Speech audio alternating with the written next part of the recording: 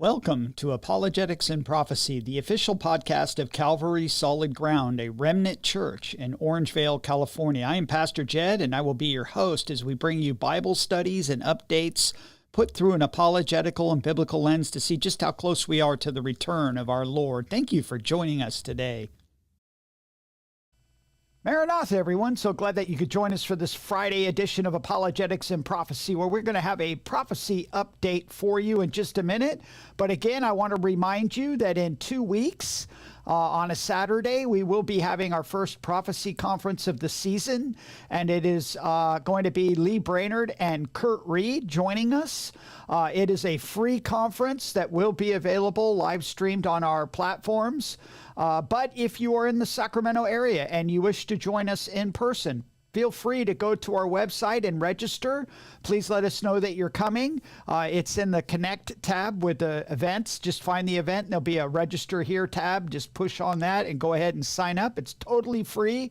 If you're in person, you get a free dinner. But if you're online, one of the best things to do is if you're not in our area and you want to watch is make sure you subscribe to our YouTube channel or Facebook page or our Rumble channel at Calvary Solid Ground, and you'll be able to just put the notifications on there, and when we're getting ready to go live, you'll see it. And so it's going to be really good. We're looking forward to it. Just 2 weeks away, and so 2 weeks from Saturday, so please come out and join us. So anyway, today's prophecy update, we're going to look at some of the stories, but I just want to talk about the title of our prophecy update this week, and that's Before the Flood. Before the flood. You know, what was the world like before the flood, and do we see anything like that this time around? Jesus plainly told us that in Luke 17:28 through 27, and as it was in the days of Noah, so it will be also in the days of the Son of Man. They ate, they drank, they married wives. They were given in marriage until the day that Noah entered the ark and the flood came and destroyed them all. The idea here is the idiom being used here is that life just continued to go on with no notice of judgment that was coming. And we know that this cannot be speaking about the tribulation period because nothing is going to be normal before the second coming of Christ, but before the rapture of the church, before Jesus comes to judge the world, before that 7-year period of judgment that's coming upon the earth, things will continue to go on as normal, even though all the signs are there.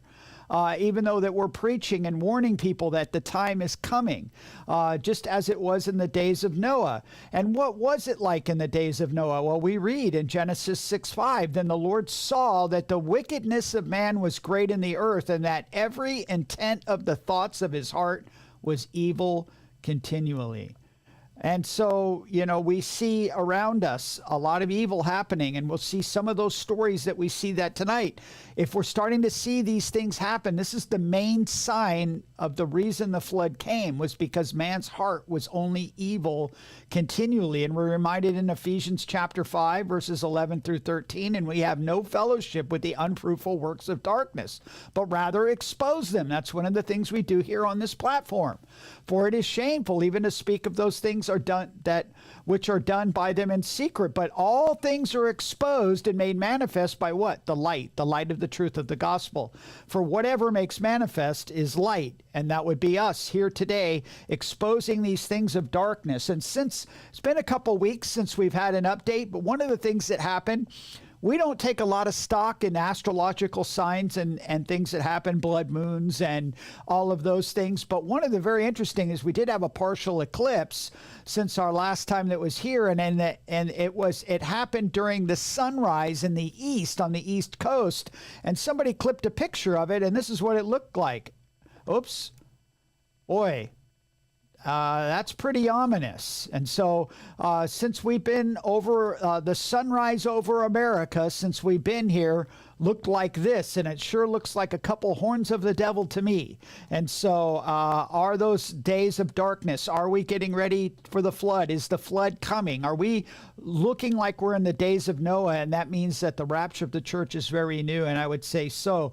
And the number one thing that tells us that we are in the last days is Israel. Israel is all through the news. And some good news from Israel, though, is that Netanyahu applauds confirmation of Mike Huckabee. This is a great day for the Israeli-American alliance. So just 2 days ago, he was finally confirmed, not without a big fight from the left, but they did put Mike Huckabee as the official ambassador for Israel for the United States of America. This is huge, you guys. You have to understand how huge this is. It says President Donald Trump commented on Mike Huckabee's confirmation to serve as United States ambassador to Israel, saying that Huckabee is going to be fantastic. In the Oval Office on Wednesday, Trump signed Huckabee's commission as U.S. ambassador to Israel and a transmittal letter to Israel President Isaac Herzog requesting that he accept Huckabee's credentials. In a post on X, the office of Israeli Prime Minister Benjamin Netanyahu congratulated Huckabee, stating that it was a great day for the Israeli-American alliance. Congratulations to my dear friend Mike Huckabee upon being confirmed as the next ambassador of the United States to Israel. Netanyahu said in a statement, "This is a great day for the Israeli-American alliance." Breitbart News' Joe Pollack reported in December 2024 that Huckabee issued a message to Israel that they would never be alone again in their fight for freedom and to preserve the country and land and the heritage that God gave them. His message came during the annual gala dinner of the One Israel Fund. Pollack wrote, Huckabee, who would be the first evangelical Christian ambassador to Israel, has long argued that Israel should annex Judea and Samaria, though he has cautioned that he would be bound by the incoming Trump administration own policy. He is seen by the Jewish communities of Judea and Samaria as a powerful advocate for their cause.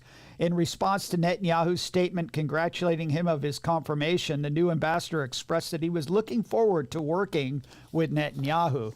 See, one of the things that we need to understand, and we've mentioned that on here before, is that that Huckabee is a dispensational Zionist. He looks at eschatology and the nation of Israel just like you and I do. Now, I don't know how much he's willing to stand on that, but I know that his belief of God's plan for Israel matches our plan. So no better person to be in that position to make sure that he is in the president's ear, telling the president the right advice of how we should handle these things with Israel is Netanyahu. And what a voice that is, representing the United States of America, a friend of Israel, is a Zionist Christian evangelical dispensationalist. Things can't get better for America at this point than that. Somebody who understands the Genesis 12:3 effect is Huckabee. And so this is a good day. This is actually good news, but it screams that things are coming to a head pretty soon, because things in Israel and the Middle East are a mess. As we know, this next story, Iran defies Trump. Iran defies Trump by arming proxy forces in Iraq with missiles. We keep hearing about this, we're going to have indirect talks with Iran, but Iran sure isn't acting like they were getting ready to disarm. It says Iran, the regime is secretly providing surface-to-surface weapons, some of which can reach as far as Europe, despite preparing to enter negotiations with the U.S. Iran has transferred long-range missiles to its proxy forces in Iraq for the first time, increasing the regime's military footprint in the region, even as President Trump threatens to hold Tehran accountable for the actions of its militia.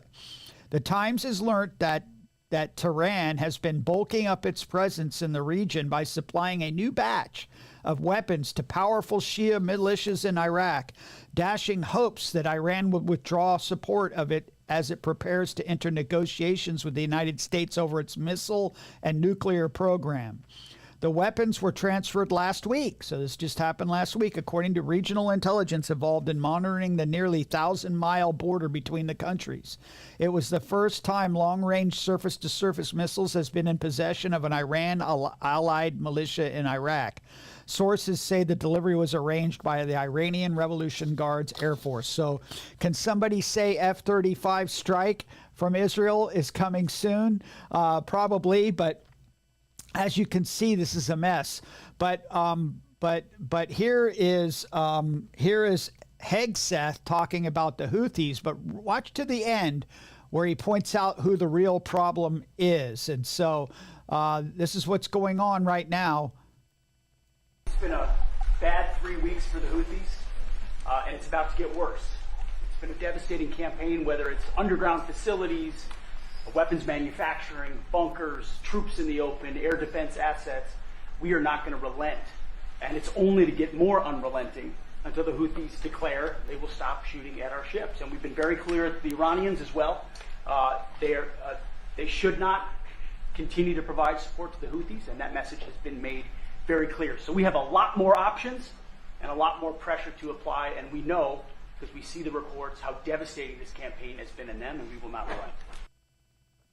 So he's pointing, he's warning the Houthis. They need to stop, but they're also putting the blame, pinning it on Iran. So we're headed towards this confrontation with Iran. We know Iran is a major player in the tribulation period. So this is a setup before the flood is coming. We know the flood is coming.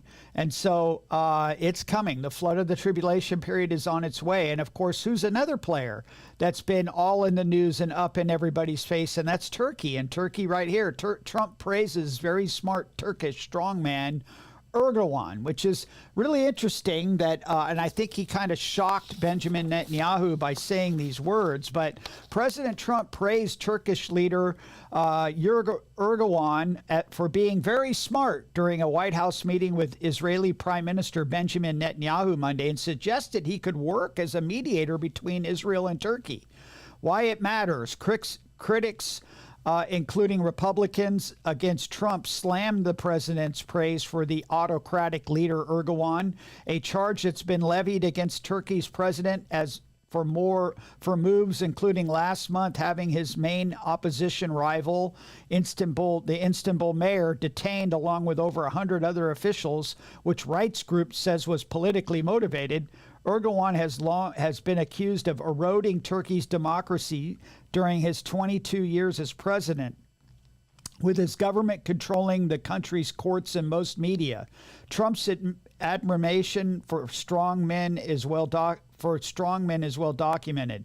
He sought to build close ties during his first team with leaders of traditional U.S. adversaries, including Vladimir Putin, Xi Jinping, and Kim Jong-un. So, but, I know this is all diplomatic, and he's saying that he could come up with, work out the problems between Israel and Turkey. But, we have to understand that, Turkey put out this next video. And this is, we've showed you again and again and again Turkey's real motive behind everything. And it's summed up in this next video.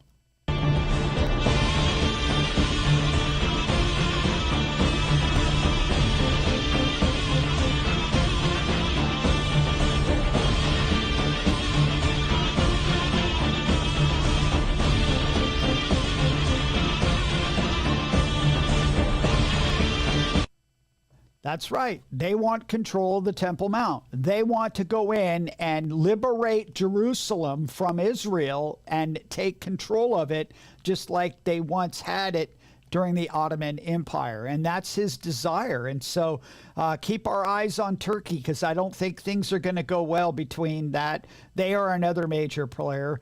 And of course, this is very interesting as we see this happening. This is, of course, something we should pay attention to. Israel-U.S. explore Abraham Accords Energy Forum to boost innovation, stability, and key regional partnerships.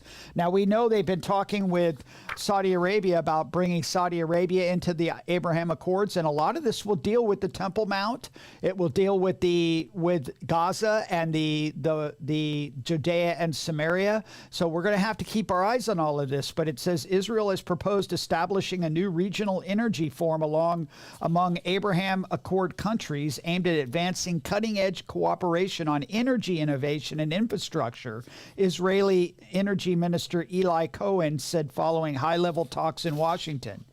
In a recent post, Israeli Energy Minister Eli Cohen revealed that he and the U.S. Energy Secretary Chris Wright discussed advancing joint energy projects and the potential of the energy sector to expand peace agreements in the Middle East, as well as the establishment of an energy forum for the Abraham Accords countries, a move that would formalize cooperation among Israel and its Arab peace partners on shared energy goals. Now, we've got to keep an eye on this, because I think that we're going to see here in a moment that we have right now, we are on, we're on the plus side of the Genesis 12:3 effect.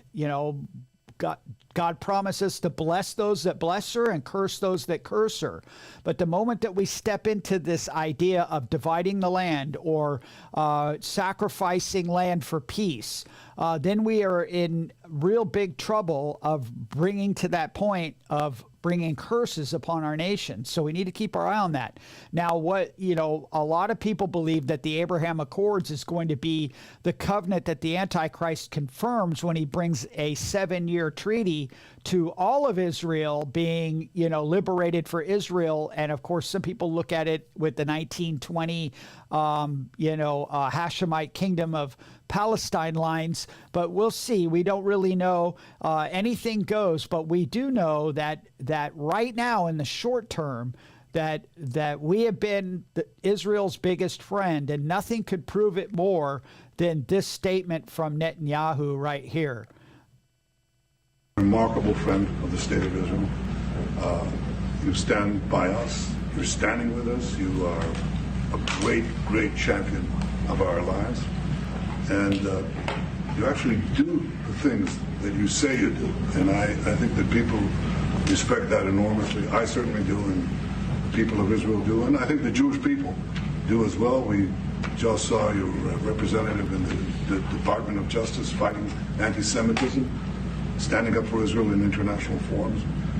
I just want you to know from the heart, it's deeply, deeply appreciated.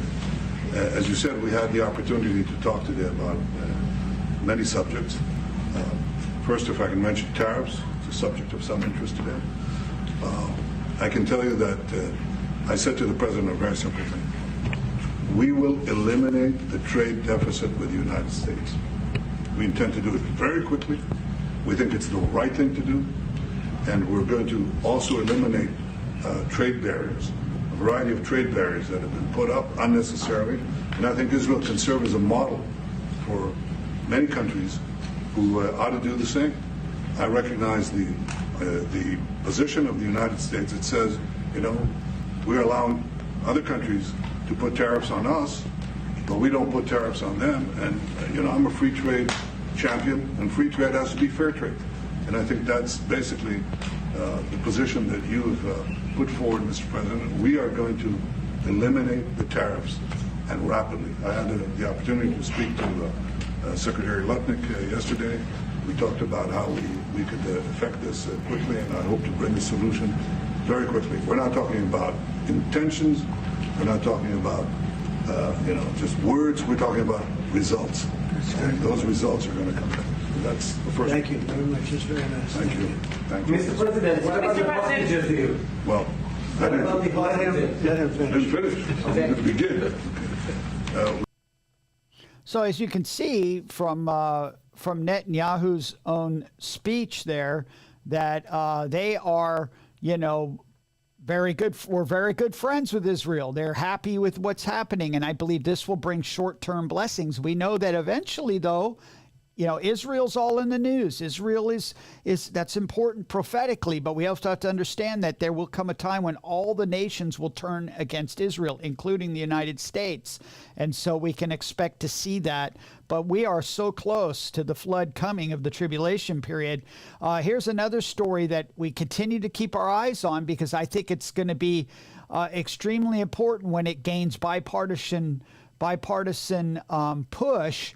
to something very important that I think will happen, and that is right here, the push for a bill requiring proof of citizenship for voting passes U.S. House. Now, the goal of all this, of course, will be digital ID that will be free for all people in the United States. So the House passed one of Republicans' signature issues for the year on Thursday, approving legislation to require proof of U.S. citizenship when registering to vote for federal election, one of Donald Trump's top election-related priorities.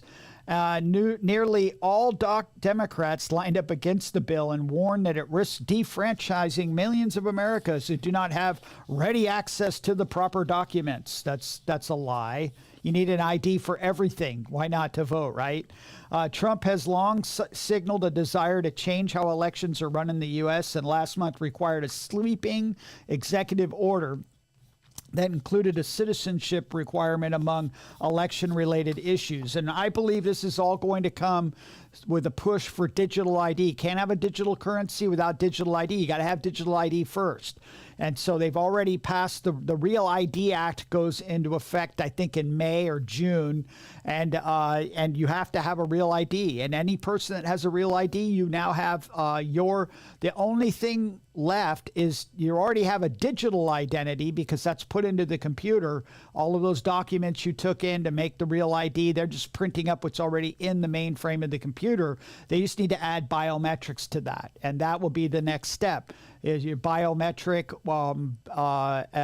digital ID, either with facial rec or iris scan or something that will make it digital ID, and every person will have one. Now, pretty soon they'll make, because now they made it very difficult to get it, but they're going to make it, once they add biometrics to it, they'll make it free for everybody. I plan Elon Musk to come up with some free plan to save Social Security or something. It will come. And these are just signs that we can see it coming because we know that it's coming. But we talked about exposing evil, and some things happened this week that didn't get much mainstream media attention, but there are things that we used to get silenced for that are being brought up.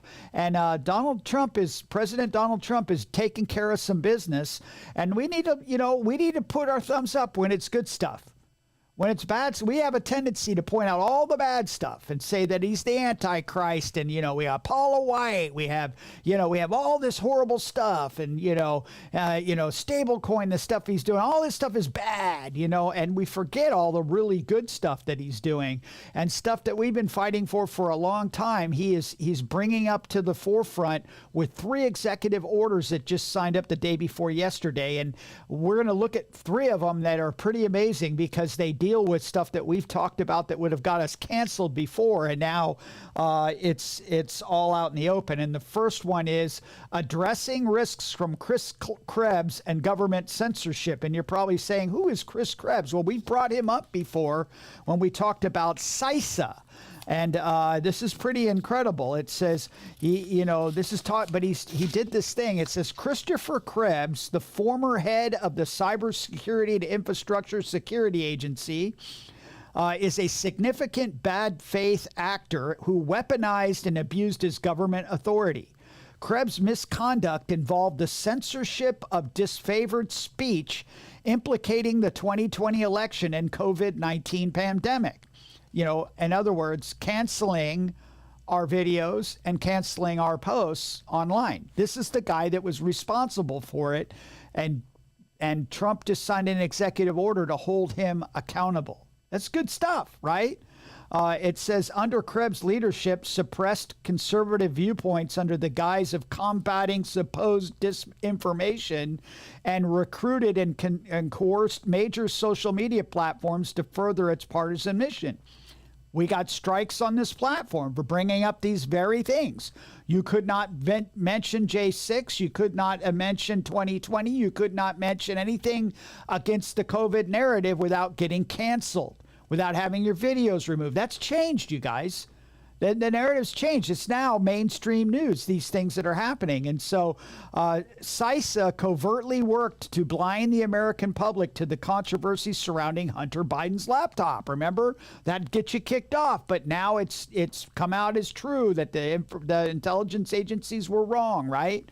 And this was one of the guys behind that. Krebs, through CISA, promoted the censorship of election information, including known risks associated with certain voting practices.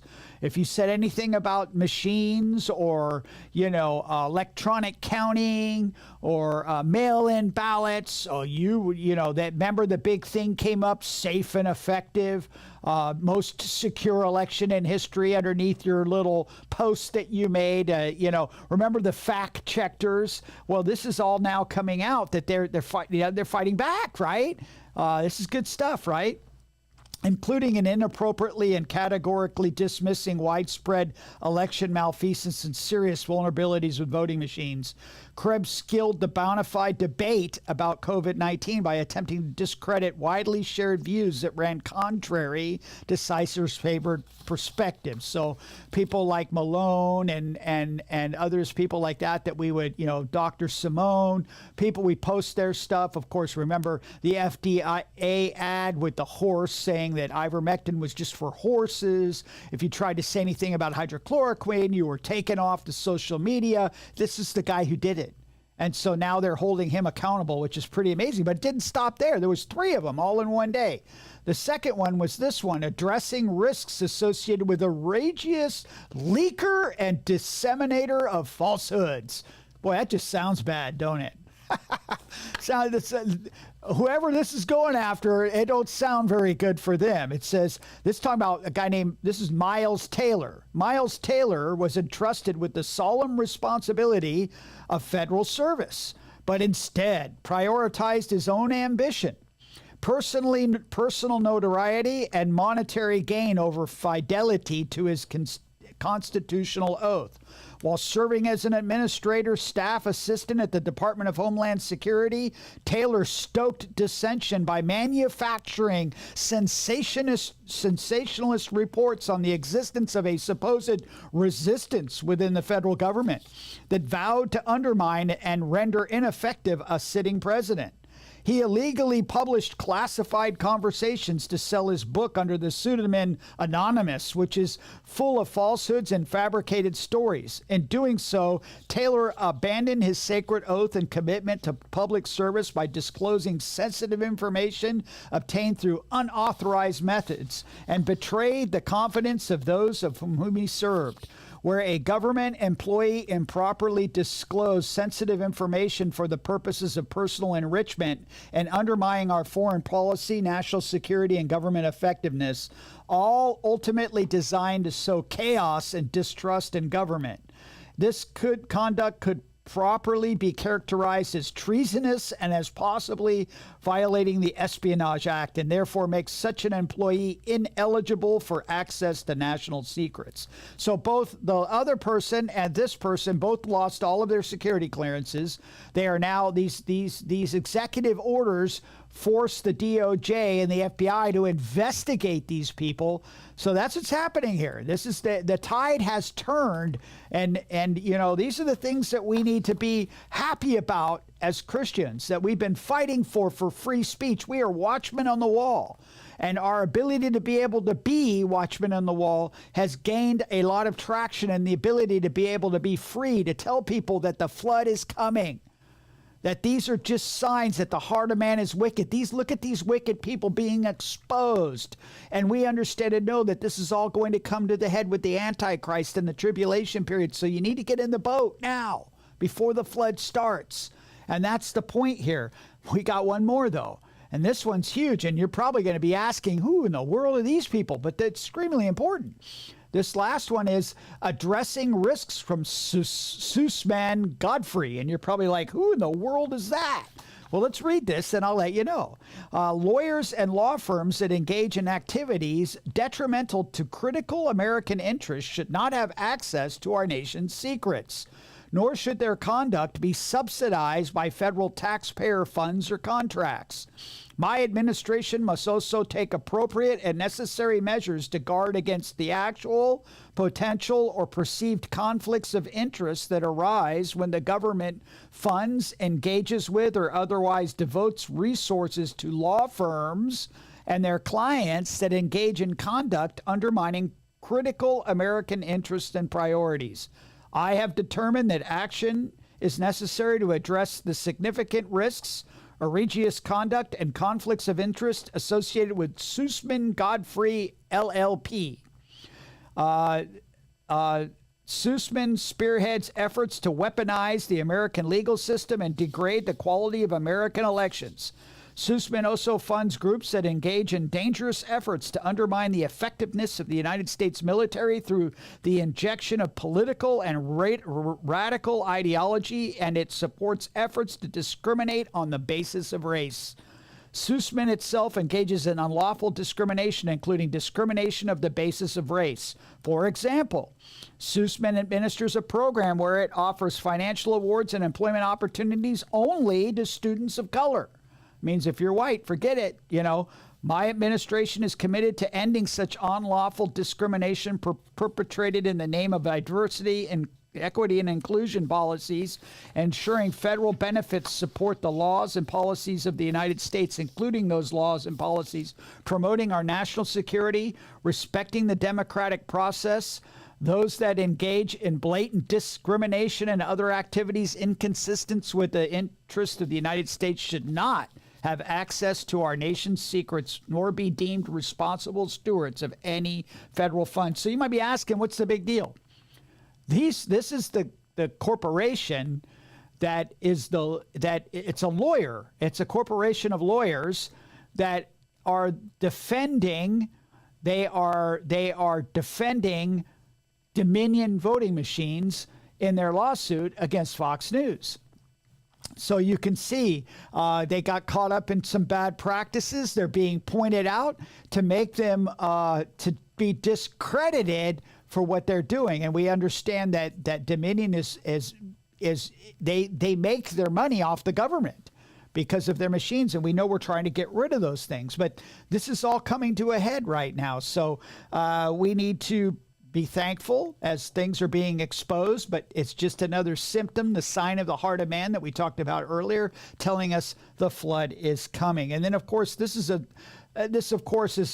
story, another story of what's happening and being exposed that we got shut up for and quieted for, but now is coming out. The truth is coming out, and that's Biden administration concealed congressionally mandated report on earliest suspected American COVID cases.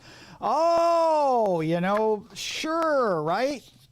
It says 7 U.S. service members contracted COVID-19-like symptoms in Wuhan in October of 2019. Well, there you go, right?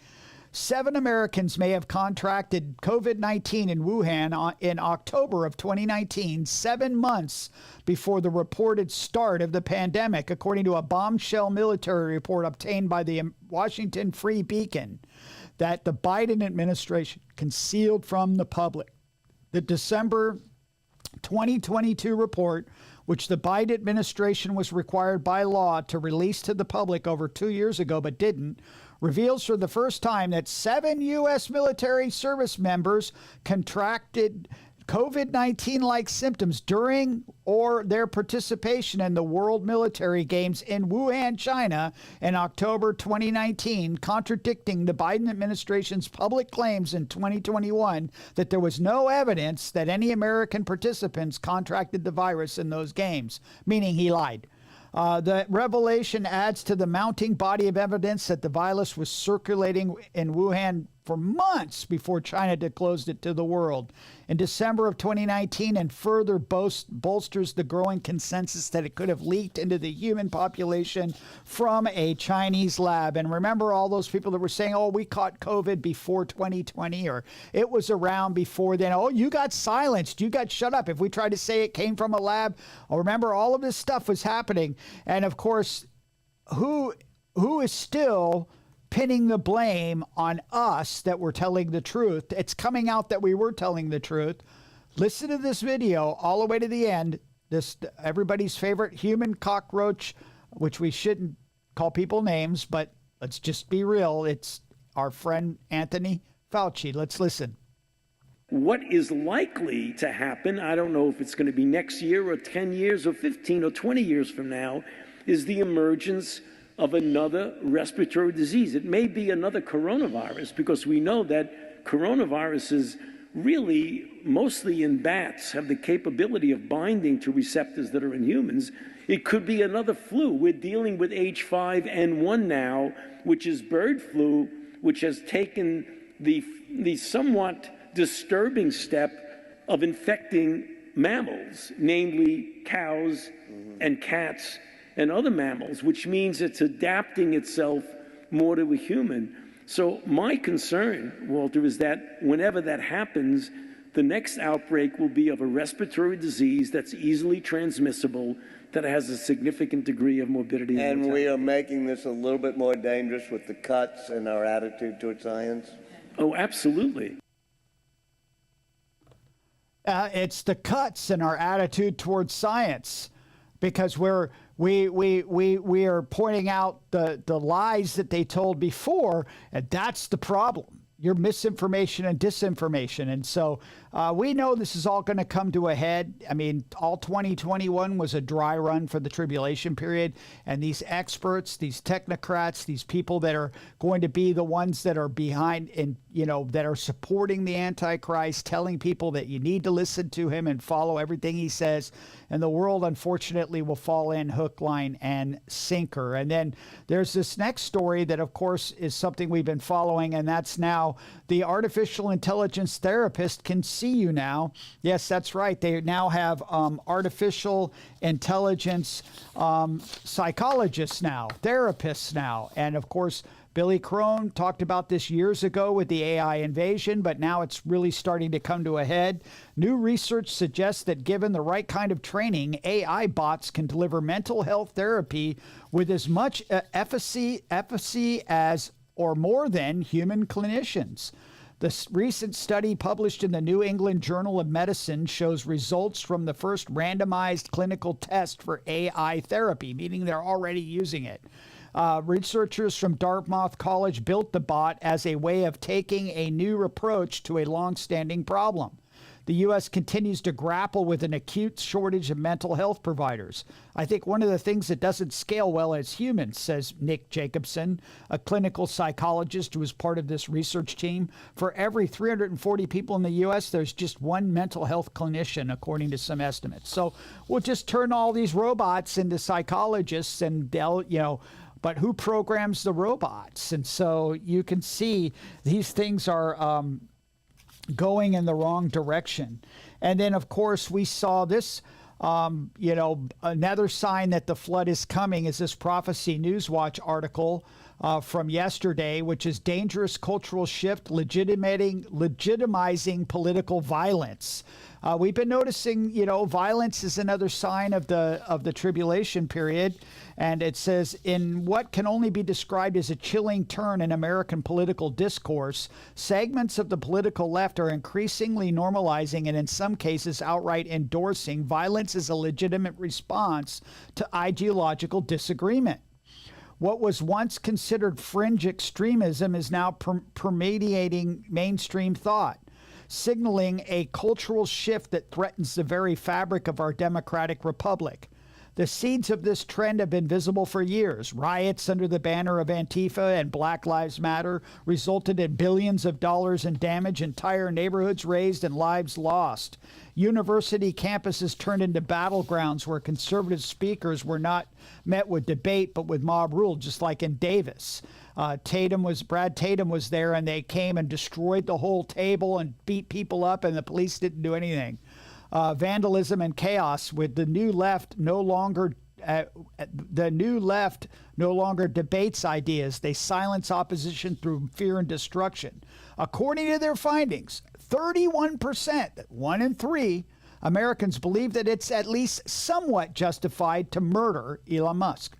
1 out of 3 people that believe that it's okay to murder Elon Musk for saving waste, for trying to get our books in order, for taking care of the waste in government. It's hard to believe. For Donald Trump, the numbers jumped to 38%, almost 4 out of 10. Okay, 4 out of 10 want to kill Donald Trump. Among self-identified leftists, the approval skyrockets, 48%. 1 in 2 Left-leaning people say that Musk's assassination, and a staggering 55% say the same for Trump.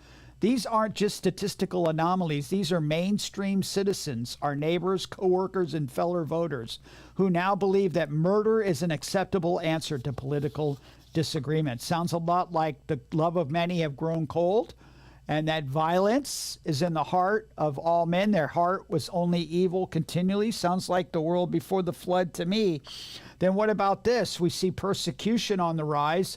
Christian nurse placed on suspension after calling trans pedophile patient Mr. by calling him by their right gender. This is a person who's in jail for being a pedophile. Prison nurse gets put on, and of course this is the United Kingdom, right? A Christian nurse in the United Kingdom has found herself at the center of a contentious dispute after being suspended from her role within the National Health Service. The nurse, identified as Jennifer Melly in some reports, faced disciplinary action following the investigation into her refusal to address a transgender male patient, a convicted child sex offender, as Mr. The incident has ignited widespread discussion about your freedom of belief, workplace policies, and parental rights, with news outlets providing varying perspectives on the unfolding story. And of course, we've kept our eyes on the UK and, of course, their plight to stop Christians. And again, here's another one. Cleveland Clinic study finds this year's flu shot associated with higher flu risks in adults. Just tell your doctor no, thank you. Just because they send you emails and letters and text messages telling you, oh, you can go get your free flu shot right now. 4 out of 5 doctors say, just tell them no, thank you. Like I have decided. I will never get another vaccine again. I do not need it. I know where they come from, and it just continually comes out. These are things that got you shut down not too long ago, but here, this is a Cleveland Clinic study, okay? This is, mainstream, right? A Cleveland Clinic report for the 2024-2025 respiratory season found vaccinated adults had a higher rate of flu infection than unvaccinated peers. A study published by the Cleveland Clinic has found that the season's influenza vaccine have increased the risk of flu among working-aged adults, contrary to its intended purpose. Remember when we used to say that, people would say they got the vaccine, got the flu? Remember people that got the shot and got COVID? Oh, don't say that out in public. If you were a peer-reviewed study, if the Cleveland Clinic would have came out in 2021 and said that, they would have lost all their funding and been shut down. But now the truth is coming out. It's pretty crazy. And then finally, our last story for today is one that we should be interested in as we're running into a direct confrontation with China. And this shouldn't surprise us at all. Breitbart came out and said China moves to formally end Christian missionary activity. Another threat in our trade war with them, of course, that's what they're trying to do. The autocratic Chinese Communist Party is imposing severe restrictions on Christian missionary activity in the country, arguing loyalty to the party usurps all other beliefs and credos. The regulations, which take effect May 1st, prohibit foreigners from preaching, sharing their faith, establishing religious organizations without official government approval. The move continues a long history of antipathy toward organized religion and the single-party state. Chinese state media claims the newly revised rules promote national security, a common justification for CCP persecution of religion, and help to protect normal religious activities, referring to activities run under strict government oversight as part of a state-run religious systems. Which means that, and of course their intent is to root out pockets of independent religious thought.